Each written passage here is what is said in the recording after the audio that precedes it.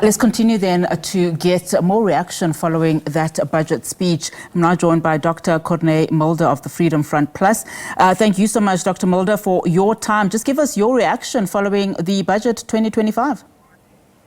Yes, thank you very much, and thank you for the opportunity. Well, first of all, we've seen an improvement in the budget that was presented to Parliament today from the one that was on the table a week ago. If it was not for the Government of National Unity and for the resistance that the parties in there could put up, we would have seen a 2% increase in VAT today. It's now 0.5%. But the fact of the matter remains that we still do not have a budget that does have the support of the majority of the parties in terms of the numbers in Parliament. So we're still not out of the woods. We will see how things could develop. And the Freedom Front Plus is not going to support a budget that will bring any tax increases to the public out there. The public is in a very difficult position as it is. We do not want to see any increase in VAT or the petrol fuel levy or any personal or company taxes at this stage. The solution should be on a different level in terms of cutting state expenditure.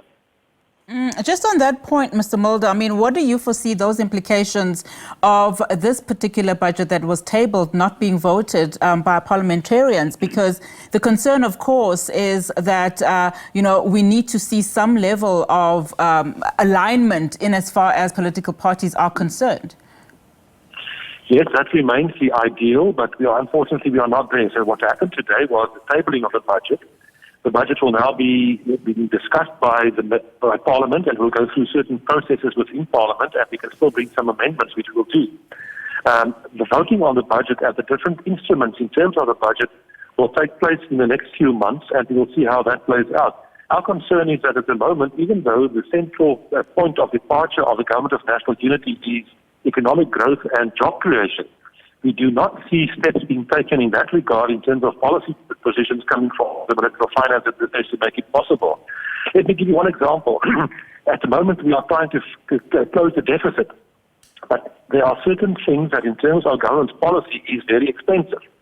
The premium that we are paying in terms of preferential contracts, when the state contracts and buys stuff, in terms of preferential treatment for black economic empowerment, we can save 100 billion rand in one sweep per year if we move away from that. Those are the kind of things that I believe are very important in terms of where we need to go if we really want to get the economy growing and if we really want to create jobs.